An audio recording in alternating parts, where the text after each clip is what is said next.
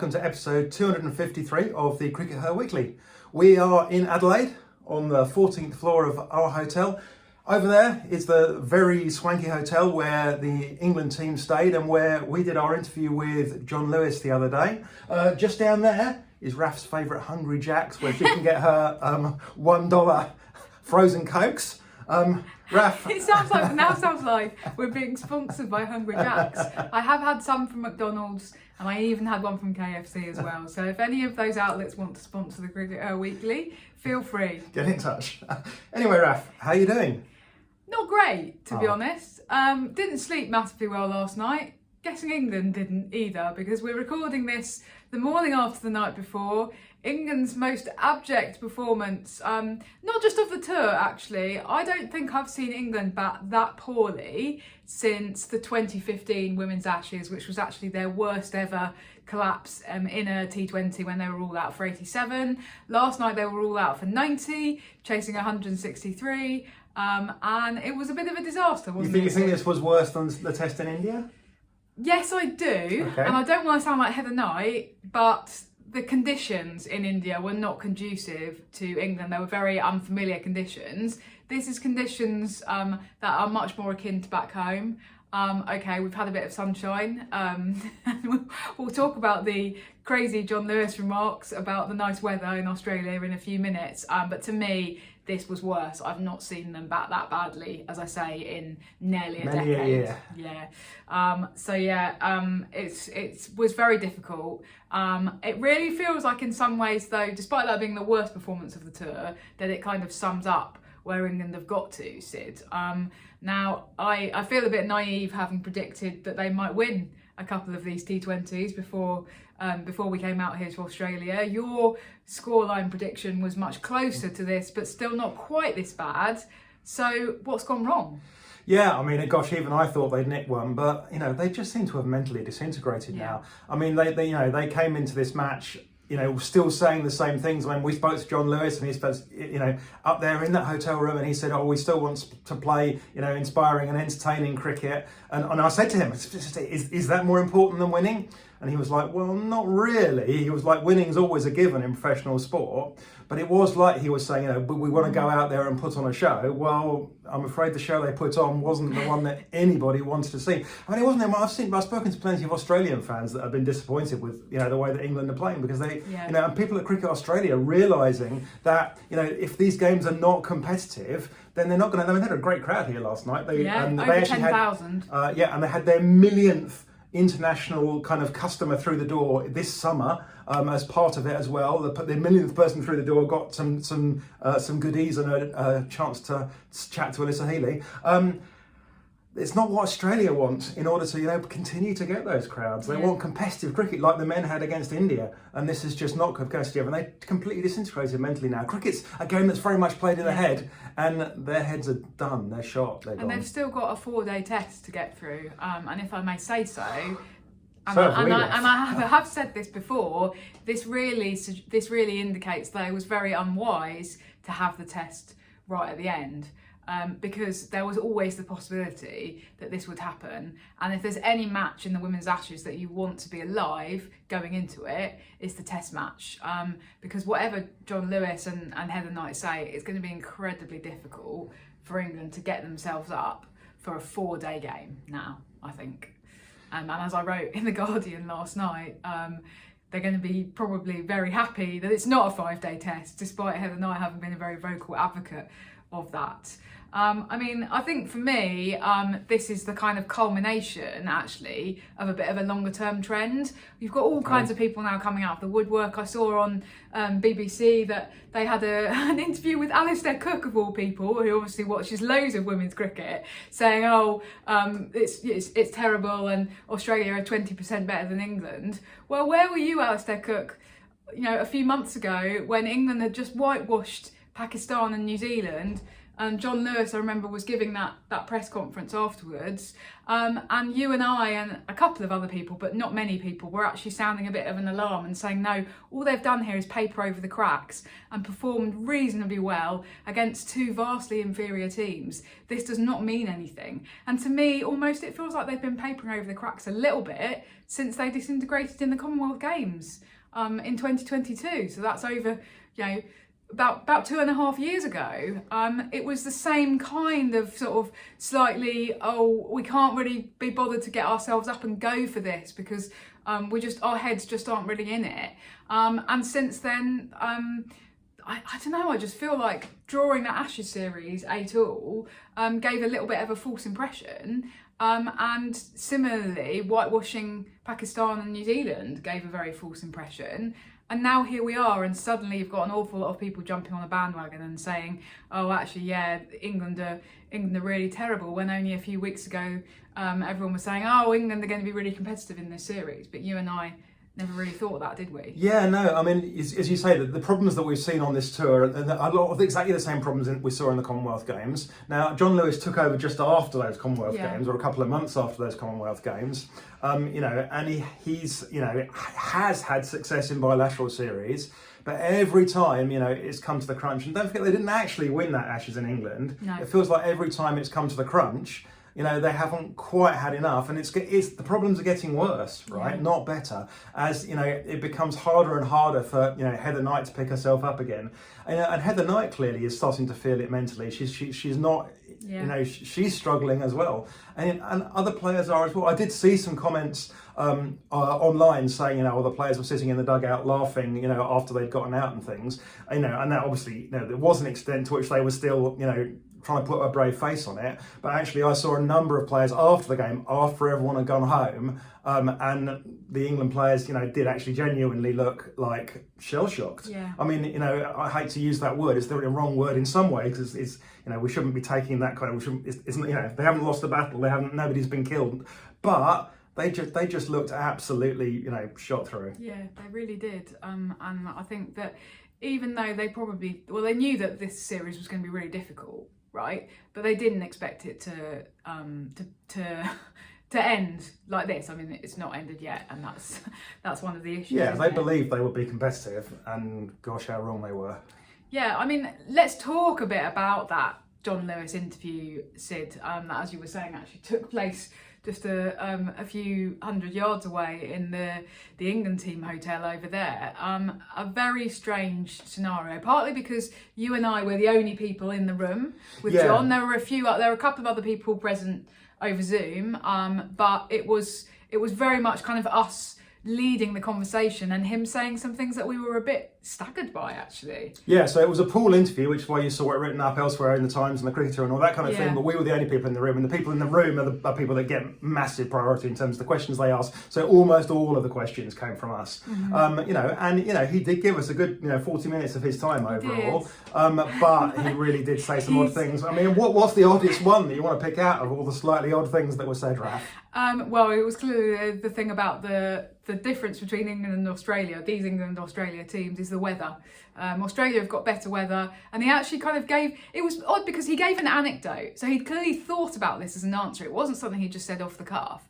I was walking from Bondi to Coogee last weekend, and all I could see were Australians out and about having a great time and playing sport and having a swim, and that's why Australia are fitter than England, as in these particular teams. And you just go, well, if that's the case, we might as well just give up and go home now, because Manchester is never going to be on the Sunshine Coast. So let's just, England should just resign from the Olympics, from all cricket, from any sport that's played outdoors, because our weather's never going to be as good as yours. It was such an odd thing to say. I really feel like he's just jumped the shark a bit, hasn't he?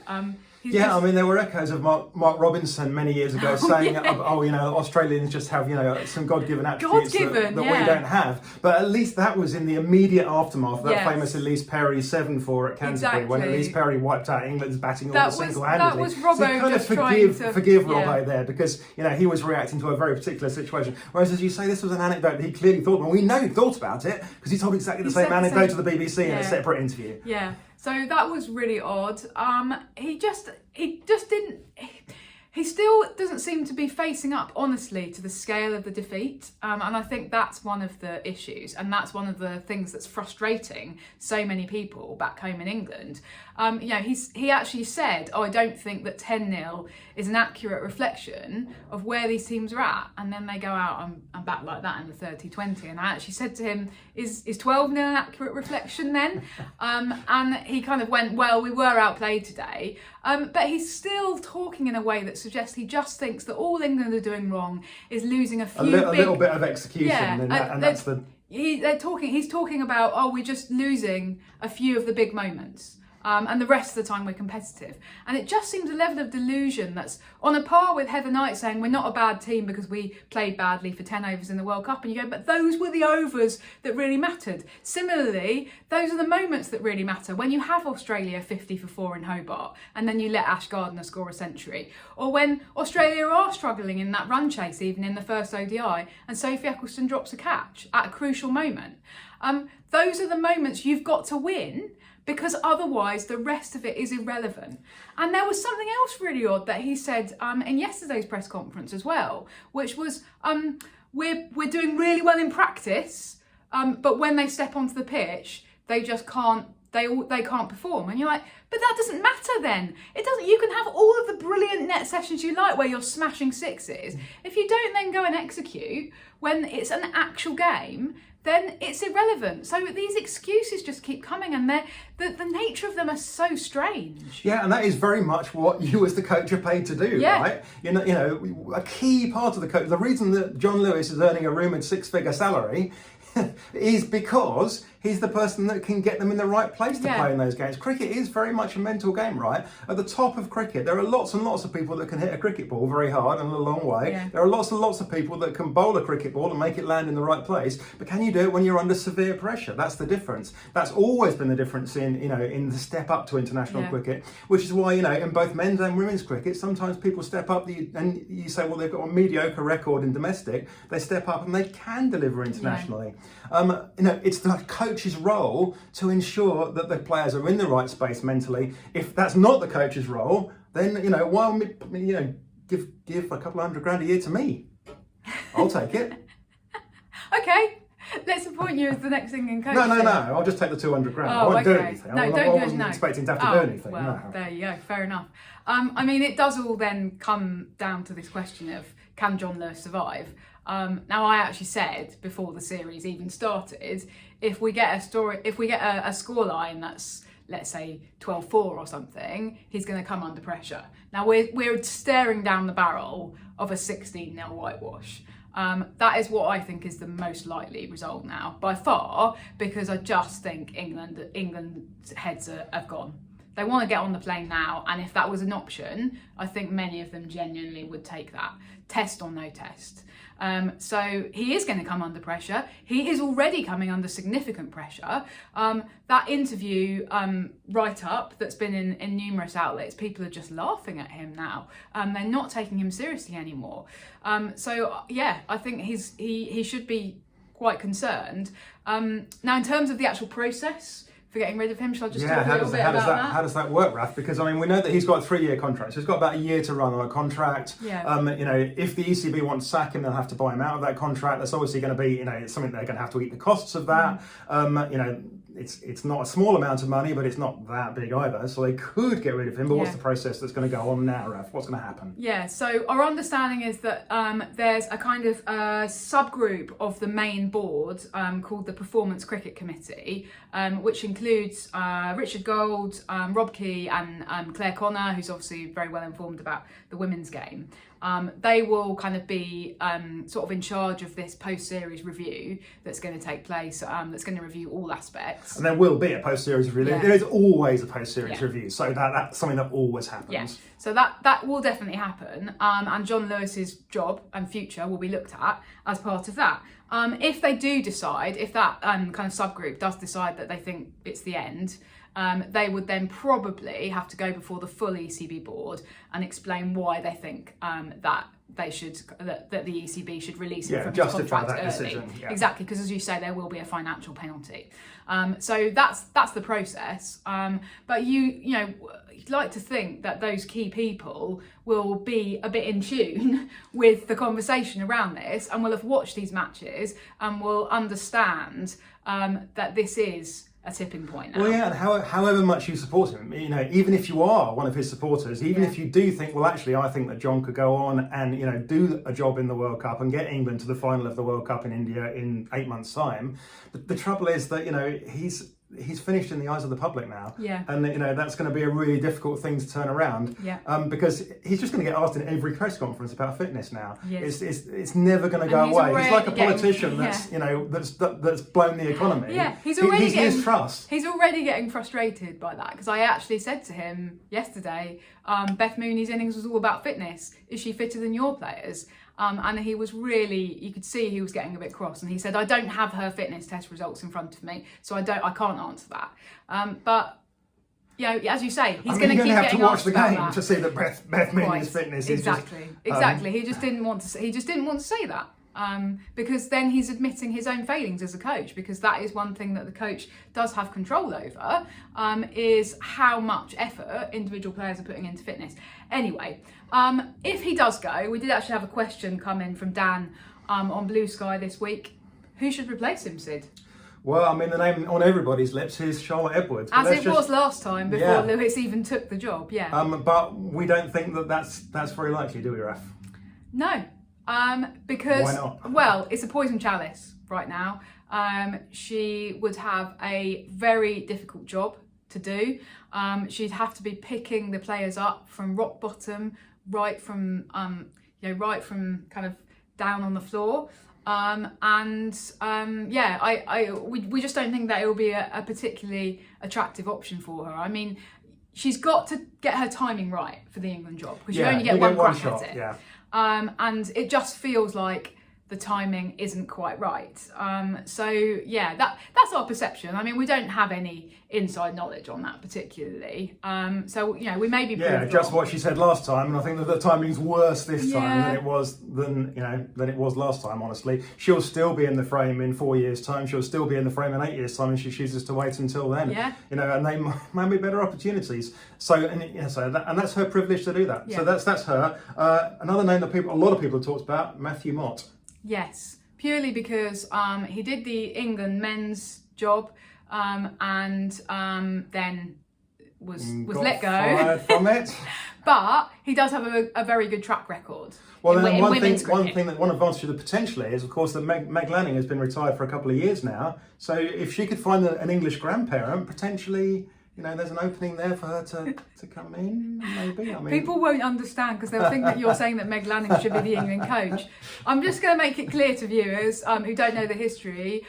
Sid's view is that Matthew Mott's success with the Australia women's cricket team came entirely because of Meg Lanning. Because Meg Lanning was effectively managing and, you know, selecting that team for almost all of the period when she was captain under Mott. So what Sid is saying is that if we can get Meg to come and captain England, then Mott can come and coach England and be successful. And all will be well. Yeah. I mean, I think he's a very plausible candidate. Yeah. I don't rate him personally as a coach, because I agree with you that he was working with an incredible captain and an incredible cricket team, and didn't really have a huge amount to do. But I think that he will be a credible candidate in the ECB's eyes, because they appointed him to coach the men. Okay, it didn't work out, but he's actually now one of the few people who can say, well, look at my track record in women's cricket. And to be fair to him, he does know the women's game very well. How Yeah. important is it, Raf, that the new coach knows the women's game? Because that's been something of the issue with Jon Lewis, that he came into this role basically knowing nothing. No he didn't idea. know who any other players were. You know, that's why we saw some. You know, a lot of the new players we saw were all from Western Storm because they were from Heather Knight. Heather Knight was the one bringing them in. I think that's really true, and that's also why we just important is haven't seen any change of personnel over the last couple of years. Because I reckon if you said to Jon Lewis, who are the next 10 batters off the block to come in from regional cricket, now county cricket, he'd be going, well, I mean, there's Paige Schofield, who I've seen, and there's Bryony Smith, and then he'd get a bit stuck, potentially. So he's been very reliant on Heather, as you say, to make those decisions for him. So I think it's really important. But on the other hand, it's a sad indictment of the English system and structure that there aren't that many viable candidates to take the England job who do know our domestic system inside out. There's the other Jon Lewis, who's had a bit more to do with England A, hasn't he? But he's heavily, you know, kind of, I mean, implicated is perhaps the wrong word, but it's the one I'm going to use. He's heavily implicated in the current regime. Absolutely. You know, he's a part of that. Andy Tennant, perhaps, who has had success at Sunrisers, you know, in partnership with a certain Grace Scrivens, who might find herself being mentioned a bit later in the podcast. Sid. Wow, great. Grace who? Sorry, who are you talking about? That's Andy Tennant's the kind of person that might take it because I think. Because he's someone that he hasn't got like kind of Charlotte Edwards' luxury of being able to go, well, I can take it anytime I want, essentially. You might do it. I think that's really interesting, but I wonder whether the ECB will view him as having the enough cachet. One thing that we see with the ECB is there's a little bit of, it feels to me like there's a little bit of ego there in those appointments. They go, last time they were really swayed because they were like, oh, it's Jon Lewis, former England men's fast bowler Jon Lewis. How exciting. He's applied for our job. That's how it read to me. He played like 5 games. I know, but he did, you know, he was an England men's test cricketer at the end of the day. And that, it feels to me like that's what swayed it. It absolutely shouldn't be. But I do think they need a different approach this time. I mean, Danny Hazel is another. She's more high profile. She is. She's another one that's had some success. And Becky Grundy here in Australia is another person that potentially, you know, Becky Grundy. You can see what she's had success at Perth, Western Australia. Yeah. You know, somebody that in the future will certainly be looking at that as part of her career path. But again, I just don't see these people wanting to apply for it right now. Okay. I mean, if you're Becky Grundy, you're going to stick with what you've got for the moment and kind of build your experience. Yeah. Well, it'll be really interesting to see what happens. I think, Sid, though, we also have to ask the other big question, which is Heather Knight. Heather Knight as captain. A few weeks ago, I would have said she was guaranteed to survive this, no matter what. Her position as captain wouldn't come under threat because she's already outlived 2 coaches and successfully blamed previous Ashes defeats on them. But it doesn't feel like she's coming out of this tour quite so much smelling of roses, does it? Well, Raf, having seen her last night, I'm not even sure if she wants to carry on now. I thought she just looks a bit broken, and you know, I understand that she was desperate to carry on at least until the home T20 World Cup in 2026. I get that. That was her ambition, but I think that even looking at her eyes, she feels now, that I'm not sure that I want to do this anymore. Not whether she can, whether she wants to carry on, because she's got, a million people now putting that pressure on her that she's never quite had before. This level of scrutiny has never quite happened before. It feels like it's all been magnified. Yeah, that's true. So I suspect, despite the fact that the ECB have just given her a 2-year contract, I suspect that it's probably the end of the road for her as well as for Jon Lewis. The only issue is, and I was listening to the Storylines podcast this morning with Melissa Story, and they were saying that well, the trouble is there's no alternative, so we think that Heather Knight should carry on. And that kind of I'm not sure about that, because that feels like Heather is to a certain extent being rewarded for a dismal failure to have any kind of succession plan, which clearly it's a deliberate strategy that she's not wanted anybody in place to potentially succeed her, because she saw what happened, because Lottie put someone in place to succeed her, and within a year Lottie was gone. Heather learned a lesson there. No. So what is the answer, Raf? Yeah, well, I think that the ECB need to send a clear signal to the next captain and the captain after that this is not the way that you run your team, that you will not be rewarded for blocking potential successors. If they keep Heather on now, then that's essentially what they're saying, as you've just outlined. So I think England have to take a short-term hit here, actually. I think they have to appoint somebody in a kind of interim way for a couple of years, 18 months to 2 years, and just make it very clear to that person, you're an interim captain.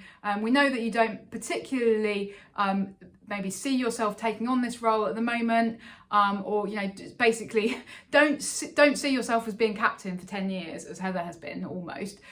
See it as an interim thing that we're giving you while we bring Grace Scrivens into the setup and give her a little bit of time to find her feet, work out what playing international cricket is like before she takes on the role. But the ECB should communicate that clearly. So I think you get rid of Heather, okay, and then you give it to maybe Charlie Dean, maybe Nat Sciver-Brunt, somebody who doesn't have an ego in the sense that they'll be really annoyed to have you say to them, sorry, but you're only going to be doing this for a couple of years as a stopgap. And those are the two that I've kind of picked out from the current setup who don't have egos. Yeah, I mean, the problem is that neither of those two really want it. The one person who does want it pretty clearly is Tammy Beaumont, but the trouble is that even if you go, well, we could bring Tammy Beaumont into the T20 team if we had to. The trouble is that the person, unfortunately, that you need to drop to make space for Grace Scrivens is Tammy Beaumont. So I still think the least bad solution is to bring Grace Scrivens in straight away as captain. I know that there are hundreds and thousands of people out there that disagree with me. I am not saying it's a great solution. I'm saying it's the least bad solution. Okay, fair enough. Well, I think mine is the least bad solution, but all roads lead to the same path, which is Grace Scrivens at this point. But I think what we're saying is exactly how you how do you get process? there? Yeah. And we're kind of agreeing now, a bit surprisingly, that it is the end of the road for Heather Knight, because there's just been so much attention and scrutiny on her this series in a way that there hasn't ever been before. What about the rest of the players, Sid? Well, I mean, because one thing that has become clear, I think, over the last couple of weeks is that there's a leadership issue, and that it's not just mental disintegration. There's a cultural issue, I think, in the group, that some people's egos have been allowed to run away with them, unfortunately. Yeah, and there certainly is an argument that you potentially need to take a couple of people out and shoot them. What do the French say? Pour encourager les autres, to persuade other people that actually we're serious about this. And, and a team led by Grace Scrivens would not tolerate some of the nonsense that we know, whatever Jon Lewis says, is going on inside that camp. The big thing is that, let's say her name. The big thing is that Sophie Ecclestone this week refused to do an interview with Alex Hartley for personal reasons. You wrote a really brilliant piece on CRICKETher explaining why the role of journalists is really important at this stage of the women's game's development.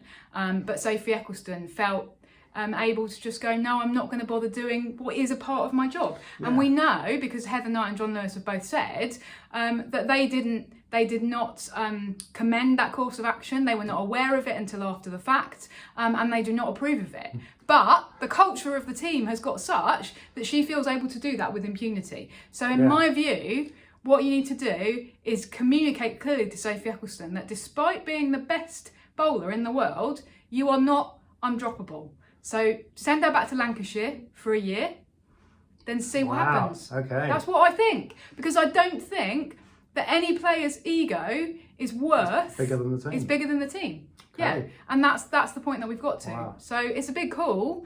And I think if you do that to Eccles, then the rest of the team, whoever they may be, whoever the other people in the dressing room may be, who are maybe feeling similarly that they're undroppable, certainly send a message. Yeah, so I think that's something that I would do, actually. As I say, it's another thing of short-term pain for medium and long-term gain, because England will probably lose more cricket matches with Ecclestone over playing for Lancashire On the other hand, they will also You change can the kind of team build the culture. Yeah, that's there what you is a need to cultural do. issue, and that's what needs to be fixed. I think the other thing I'd do is bring in the 15 fittest young players in England, maybe some of the players who are playing the under-19s or some of the England A team, get them to do fitness testing with the main England team. Okay, who wins?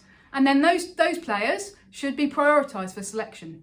Yep, that will definitely shake some people up, because there are some people in regionals that that are super That fit. are really fit, okay? And there are some people in that England team that think they're fit that will get a wake-up call if someone from. Let's be radical. Let's be radical, Sid. This is a real low point for England women's cricket. One of the probably the lowest point in our time covering the team. Wow. Okay. And they need radical solutions. Wow. Okay. Anyway, we've got test match. On that bombshell. We've got a test match to look forward to. Hooray! Let's see what that brings. Shall we wrap up there, Sid? Yeah, we're off to Melbourne. See you soon. Bye.